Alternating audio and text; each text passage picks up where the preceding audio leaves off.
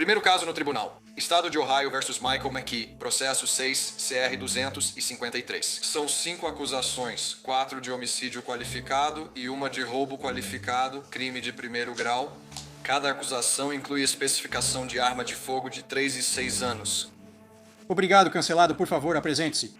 Obrigada, meritíssima. Jenny Menashe por Michael McKee. Obrigado, meritíssimo. Com relação às acusações, reconhecemos o recebimento. Leitura dispensada. Por favor, registre a declaração de inocente para todas as acusações contidas no processo. Michael McKee, acusado de matar um dentista, e sua esposa, retornou ao tribunal, agora no estado onde responde pelos assassinatos. E foi anunciado que ele contratou uma advogada de grande destaque, Diane Menashe, alguém com quem já conversamos antes aqui no Law and Crime. O que sabemos sobre ela? Mas mais importante, existem pistas de casos anteriores de sucesso dela que possam nos dar alguma ideia de como ela pode defender esse cara? Vamos falar sobre isso no Sidebar do Law and Crime. Eu sou Jesse Weber. Um dentista e sua esposa, casal querido e bem-sucedido, foram encontrados mortos a tiros em casa no Ano Novo. E por semanas, a pergunta passou a ser: quem? Quem poderia ter feito isso? E foi então que os holofotes se voltaram para o ex-marido da esposa, um cirurgião de Chicago chamado Michael McKee. Após caçada, prisão e extradição, ele está preso no condado de Franklin e fez hoje sua primeira aparição no Tribunal de Ohio. Vamos mostrar um trecho, mas queremos focar em outro ponto neste comentário. Esse caso tomou um rumo muito familiar para nós no Law and Crime. Por quê? Porque ele contratou um advogado conhecido nosso.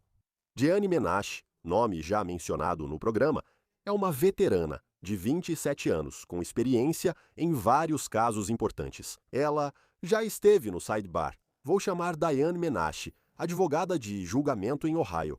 Diane, bom te ver. Faz tempo que não conversamos. Infelizmente, essas são as circunstâncias antes mesmo de entrarmos em todos os componentes legais disso.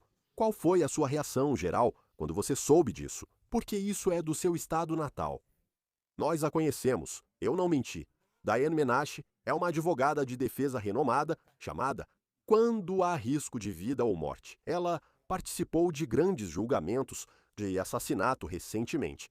Como mencionei, tem 7 anos de experiência e entrou no caso em 2 de janeiro. Ela defendeu cerca de 30 pessoas enfrentando pena de morte em casos de destaque no condado de Franklin. Ela também é alguém que, aparentemente, é contra a pena de morte. Só para você ter uma ideia de quem estamos falando. Aliás, ela cresceu em Seattle e estudou na Universidade Purdue. Ela se formou em Direito.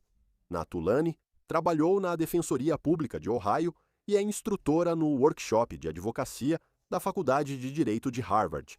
Ela integra o American College of Trial Lawyers e a International Academy of Trial Lawyers. Ela é muito competente e, na verdade, já cobrimos casos antes em que ela estava representando o réu em casos de grande destaque. Vocês lembram dos casos do ex-médico do Mount Carmel, William Russell, e de Matthew Moore. Agora, ela prepara a defesa de Michael McKee. A pergunta é: há algo dos casos anteriores? Suas táticas, seu modo de agir, eles vão nos mostrar como ela pode defender Michael McKee. Então, perguntamos: que tipo de luta veremos? Porque, com Diane Menashe no caso, não se trata apenas do que aconteceu naquela noite, mas de como cada peça de evidência provavelmente será contestada. De como a polícia investigou isso. Desde o início, lembre-se, a defesa não precisa provar que Michael McKee não fez isso. O trabalho deles é levantar dúvida razoável. O trabalho deles é dizer que a promotoria não consegue cumprir o seu dever. Eles não conseguem cobrir todos os detalhes ou fechar todas as pontas. Agora, antes de eu analisar o que vimos de Diane Menashe, Michael McKee, ele compareceu ao tribunal mais cedo hoje para sua acusação formal. E por meio de sua nova advogada, Diane Menashe, ele ouviu as acusações formais e se declarou inocente. Veja o que ocorreu neste confronto jurídico inicial. Primeiro caso no tribunal. Estado de Ohio versus Michael McKee. E6 CR 253. São 5 acusações, 4 de homicídio qualificado e uma de roubo qualificado, crime de primeiro grau. Cada acusação inclui especificação de arma de fogo de 3 e 6 anos. Obrigado, cancelado. Apresente-se. Obrigada, meritíssimo. Gianni Menasci por Michael McKee. Obrigado, meritíssimo. Com relação às acusações, reconhecemos o recebimento. Dispensamos a leitura. Por favor, registre a declaração de inocente para todas as acusações contidas no processo. Dispensamos a fiança por hora, mas reservamos o direito de tratá-la depois. O formulário de declaração de inocente foi preenchido e assinado para minha cliente. Só isso. Obrigado, advogado. Assinei a declaração de inocente e o formulário de fiança que foi dispensada. Algo mais? Não. Obrigado. Obrigado, juiz. Obrigado. Certo. Então agora vamos voltar para Diane Menasci, a motorista do lado da defesa. O que podemos esperar em termos de estratégia? Vou redefinir a mesa para analisar os detalhes que Menasci tentará desmontar. Vamos começar. Michael McKee. Ele é acusado de invadir a casa da ex-esposa Monique Tepe e do marido Spencer Tepe em dezembro. No dia 30, promotores afirmam que ele atirou e matou ambos. São 4 acusações de homicídio qualificado. Vamos explicar. 2 acusações por matar com premeditação e 2 por matar durante roubo qualificado, semelhante ao homicídio em crime grave. São 2 teorias diferentes para responsabilizá-lo. Há uma especificação importante. Foi usado um silenciador ou supressor. Se as acusações forem verdadeiras, não foi violência aleatória. Michael McKee e Monique Tepe tinham um problema. Se conheceram e casaram em agosto de 2015. O casamento acabou em março de 2016. Apenas 7 meses depois, Monique entrou com o pedido de divórcio, mas os documentos do tribunal citam incompatibilidade e, na época, McKee estava terminando sua residência médica na Virgínia. O divórcio foi finalizado. Monique seguiu em frente, casou-se com Spencer Tepe e estavam perto de completar 5 anos de casamento. E pelo que tudo indica, novamente, o divórcio não parecia ser muito hostil, não parecia estar cheio de animosidade. Isso deixa as acusações mais confusas e assustadoras. Por anos, eles viveram separados. McKee seguiu carreira de cirurgião em Chicago, enquanto os Tepe buscavam sustento em Columbus. À primeira vista, foi uma separação limpa, anos atrás. Mas os promotores agora alegam que essa história formou o motivo para um ataque premeditado e calculado. Tudo isso nos leva de volta a Diane Menasci. Analisando suas defesas anteriores de destaque, podemos prever como ela deve tratar este caso. Por exemplo, 23. Diane Menasci defendeu Rodney Venata, acusado de matar a esposa Heidi Duda no carro com base em evidências circunstanciais. Eles estavam juntos. Só ele estava lá. Ligou para o 190, mas sabe o que Diane Menasci fez? A defesa de Diane Menasci se baseou em 2 pilares, uma teoria alternativa para o crime. Ela indicou outro homem com quem a vítima se relacionava e que tinha histórico violento. E, em segundo lugar, ela acusou incansavelmente a Polícia Divisão Limitada de focar em Venata desde o início e não investigar mais ninguém. E sabe de uma coisa? O júri o absolveu em poucas horas. Agora, talvez seja difícil neste caso. Pelo que vimos até agora, não parece haver nenhum outro suspeito alternativo. Parece não haver mais quem tivesse rancor ou animosidade contra os Tepes. E se você juntar isso com o que vimos até agora da promotoria, certo? Então, há evidências de que eles rastrearam o carro do McKee naquela área, até Illinois. Encontraram uma arma possivelmente ligada aos homicídios. Não sabemos que outras evidências digitais existem. Eles têm evidências forenses, o que pode dificultar uma teoria alternativa. Ela poderia alegar visão limitada? Talvez, vamos ver o que acontece. Isso nos leva ao caso que, acredito, a tornou conhecida nos círculos jurídicos. A defesa do Dr. William Russell, presente aqui.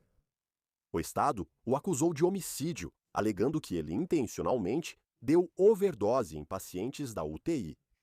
Diane Menasci e a defesa focaram na causa e dúvida razoável, argumentando que os pacientes morreram por doenças catastróficas, não pela medicação. O caso deles era redirecionar a história, tirando o foco da intenção para a incerteza médica complexa. Agora quero falar sobre a virada para o paciente, James Allen. Novamente afirma. Exibe seu relatório. Me avise se precisar ver algo. Aliás, Tudo bem. aqui está o paciente. Nós iremos também. Sabe de uma coisa? Às vezes acontece, às vezes não, mas não vou cobrir um território que já cobri, então só quero ir por aqui. Sobre o DNRCC, você concorda que o status de código é DNR? CCA é não ressuscitar, apenas cuidados de conforto até a parada, correto? Sim. Não uso CCA e CC, são termos específicos deste hospital. Tudo bem? Com sua análise e trabalho pelo estado de Ohio, soube que no sistema hospitalar CCA era cuidados de conforto até a parada? Sim, fiquei sabendo. Você soube pelo seu trabalho em Ohio que CC significa cuidados de conforto? Sim. Eu só observo no seu relatório e DNRCC não é algo que você usa em Vanderbilt. Correto. Porque sei que em seu relatório você diz que o objetivo do DNRCC é manejar sintomas para melhor qualidade de vida. Você percebe como escreveu isso? Sim. E os fãs comentam que você escreve isso em quase todas as avaliações, não é? Sim. Algo que você meio que repete várias vezes? Isso mesmo. Deixando de lado quais códigos você usa em Vanderbilt, ou quais códigos você pode saber que outros hospitais usam? Monte Carmelo Oeste. CC era cuidados paliativos. Isso mesmo.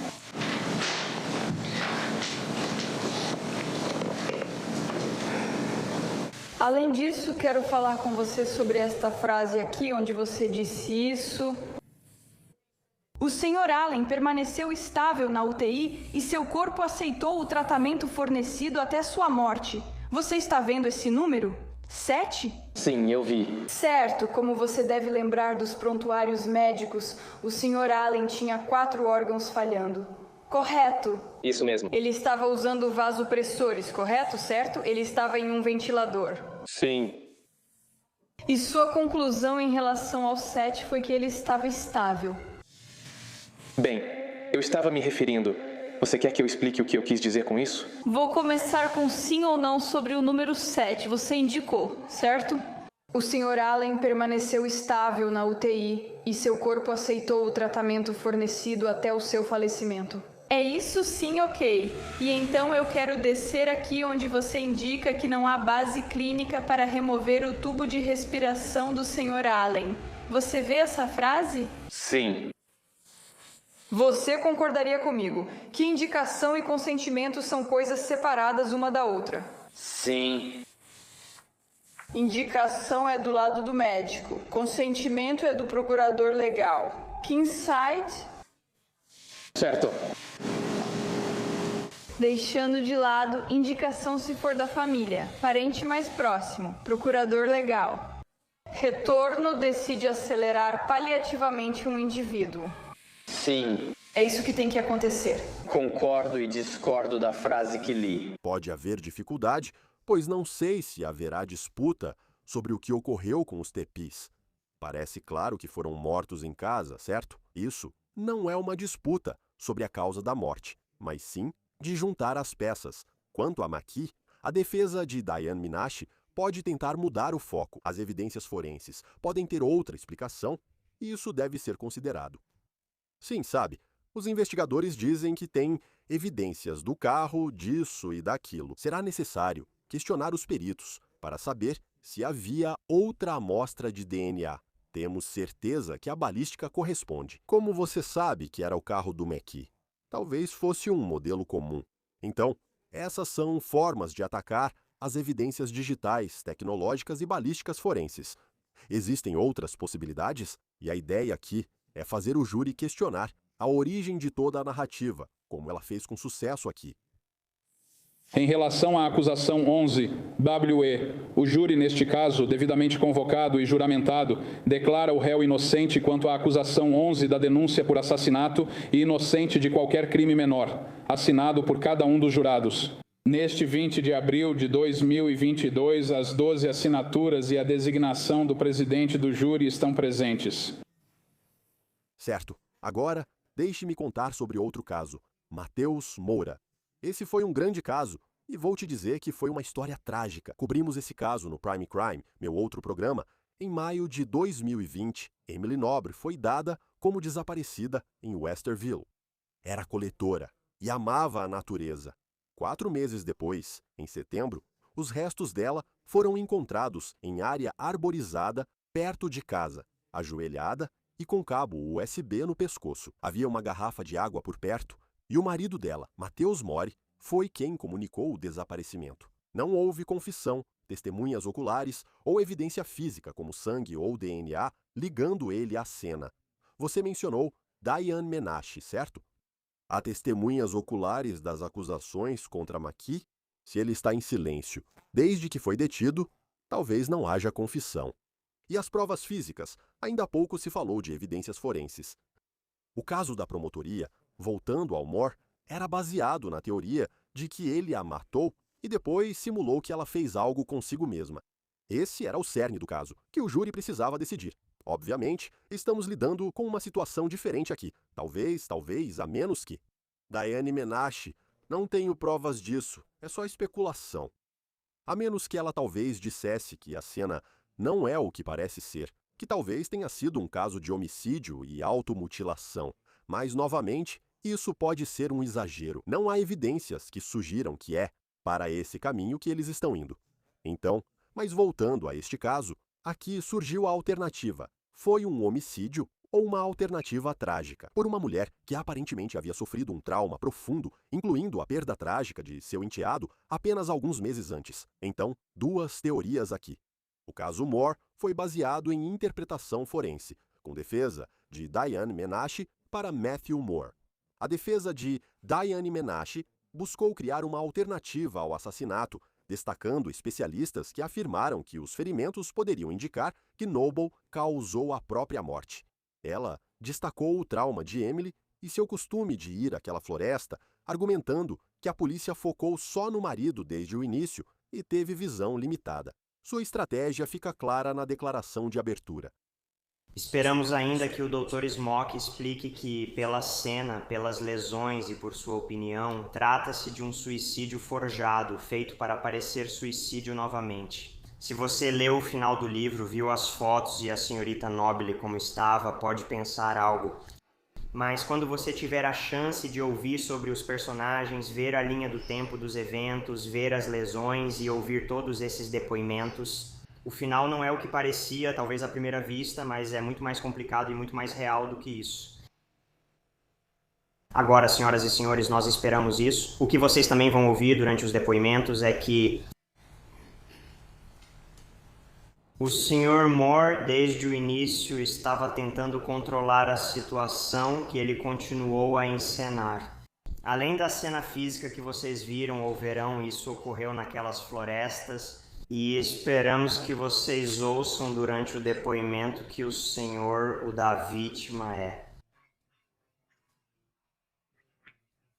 Very important time frame in this case. That's entre 1 e 4 da manhã. Ele está enviando mensagens para amigos, dizendo que vai tomar um comprimido para dormir e que provavelmente vai dormir demais de novo. Acreditamos que as evidências mostrarão que desde o começo o Sr. Moore controla a cena e tenta encenar o que será encontrado naquelas matas. Isso é fundamental ao ouvirem hoje o depoimento do Sr. Moore, comparando suas declarações originais às autoridades sobre ter acordado por volta das 10 ou 11 da manhã. Isso é inconsistente com algumas das atividades que ocorreram no celular dele, demonstrando que ele estava acordado muito antes disso, por volta das 3:30 da manhã, e que ele continuou acordado ainda mais cedo até cerca de 4 da manhã. Esperamos que ao ouvir o depoimento perceba a grande discrepância no tempo. Você vai ouvir isso hoje tanto nas declarações iniciais quanto na análise da perícia dos celulares. Senhoras e senhores, esperamos que vocês descubram durante o depoimento que não é bem assim. O réu enviou uma mensagem de texto para Emily pouco antes do meio-dia na véspera. No dia 25, usou buscar meu iPhone criado para localizar o telefone de outra pessoa. E que ele fez isso por volta do meio-dia do dia 25. Em vez de sair do quarto em que estava deitado, em vez de atravessar a casa para ver seu vizinho, Nobre estava lá. Esperamos que ouçam que só se passaram pelo menos 6 horas até que o senhor fosse ouvido. Finalmente ligou para alguém e disse: minha esposa está desaparecida.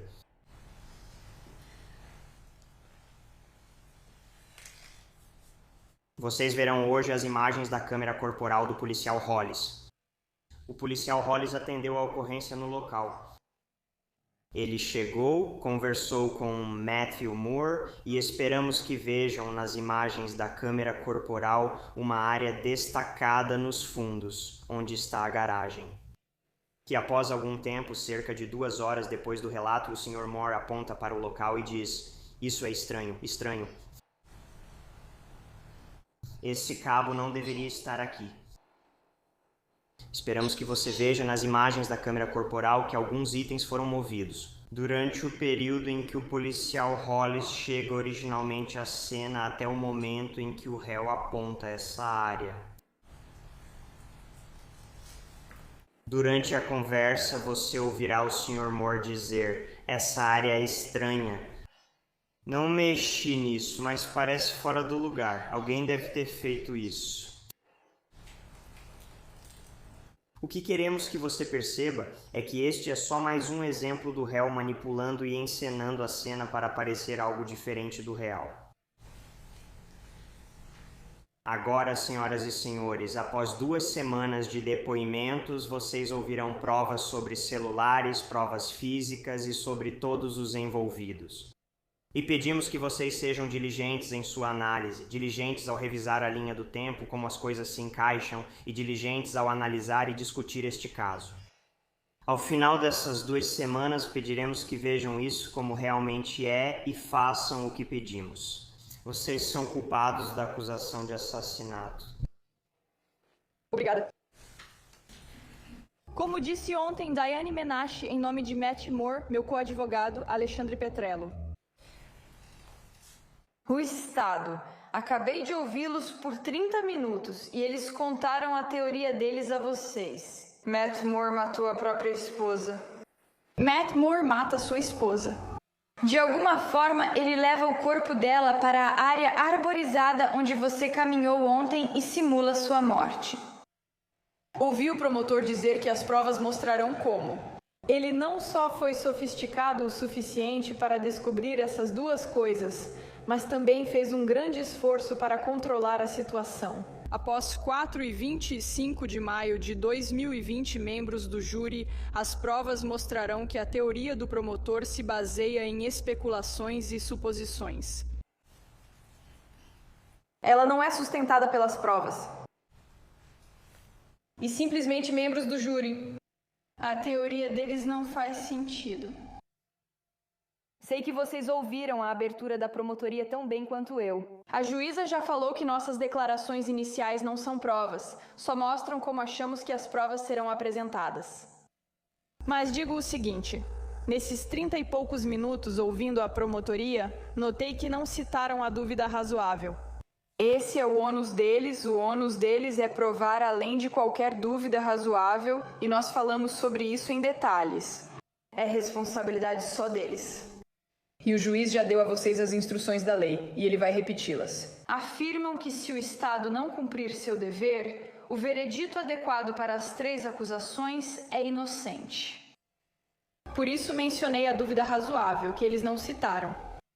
É porque, como os juízes disseram a vocês, e como eu falei no voir dire, dúvida razoável é uma dúvida baseada na razão e no bom senso. Quero abordar isso hoje na minha declaração inicial, porque não faz sentido que Matthew Moore, vou chamá-lo de Matt, tenha matado sua esposa Emily e simulado o suicídio dela. Primeiro, membros do júri, as provas mostrarão que não há evidências físicas. Vocês ouvirão provas. O Estado vai apresentar, já previmos isso. A polícia fez uma busca extensa na área de Six Abbey Cross. Não só o Departamento de Polícia de Westerville, mas também o Departamento de Investigações Criminais de Ohio. Eles foram chamados. Uma unidade cujo trabalho é buscar evidências forenses. Eles também estão lá, e não é só a casa. E quando eu digo a casa, membros do júri. As provas vão mostrar que eles vasculharam toda a área do perímetro. Mas as provas também vão mostrar que isso foi feito de forma exaustiva. Elas vasculharam a última. Elas revistaram o Subaru. Elas revistaram o sótão com permissão do Mateus. Aliás, fizeram todas essas buscas. Vasculharam a roupa de cama. Os lençóis do quarto do Joey, onde Mateus Moreira afirmou à polícia que as provas mostrarão que dormiu. Membros do júri, também não há evidências de encenação. Eu certamente ouvi a abertura do Estado em que a teoria deles é que Mateus a matou, a levou para a área arborizada e então encenou a morte dela. E é por isso que, ao ouvirem essas evidências, eu peço a vocês, membros do júri, que realmente usem o bom senso de vocês. Porque as evidências vão mostrar isso. Emily é encontrada na posição onde vocês estiveram ontem, debaixo daquele galho. Ela é encontrada com sua garrafa de água ao lado dela. O cabelo dela está solto, sabemos disso porque, pela forma como o cabelo dela está embaraçado quando ela é encontrada, o cabelo está solto. Elástico de cabelo no pulso, ela está com roupas de caminhada e elástico de cabelo no pulso. Digo isso porque sabemos que a última pessoa a viu saindo para caminhar. Ela está com roupas que, se você olhar bem, certo, são roupas que você usaria para caminhar. E você nem precisa olhar de perto.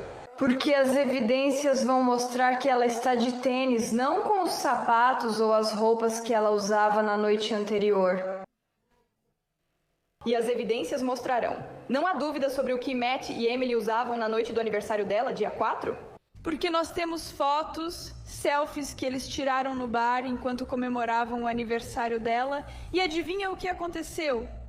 Matthew Moore foi absolvido por um júri do condado de Delaware em 6 de agosto de 2022 pela morte de sua esposa, Emily Noble. Sabia? Foi notável porque o juiz Stephen A. Wolves, do condado de Greene, havia dito isso. Enquanto todos buscavam justiça por Emily Noble, o júri afirmou que justiça por ela não significa injustiça para você. E esse também foi um caso construído com base em teorias alternativas. Houve um argumento de que a investigação foi um pouco descuidada, que eles não isolaram adequadamente a cena. Isso é o básico dos advogados de defesa, questionar todos os pontos de uma investigação. Se algo não parecer totalmente confiável, já há espaço para dúvida razoável. Agora, o que veremos no caso de Michael McKee se ele eventualmente for a julgamento? Não sei, mas isso é uma prévia de Diane Minashi. E do que ela já fez, ela já teve sucesso em casos de destaque. Vamos ver. E isso é tudo o que temos para vocês agora aqui no Sidebar. Pessoal, muito obrigado por nos acompanharem e, como sempre, por favor, inscrevam-se no YouTube, Apple Podcasts, Spotify, onde quer que vocês ouçam seus podcasts. Estamos no Peacock da NBC. Se quiserem, sigam-me no X ou Instagram e assistam o meu programa Jesse Weber ao vivo na News Nation. Até a próxima, pessoal.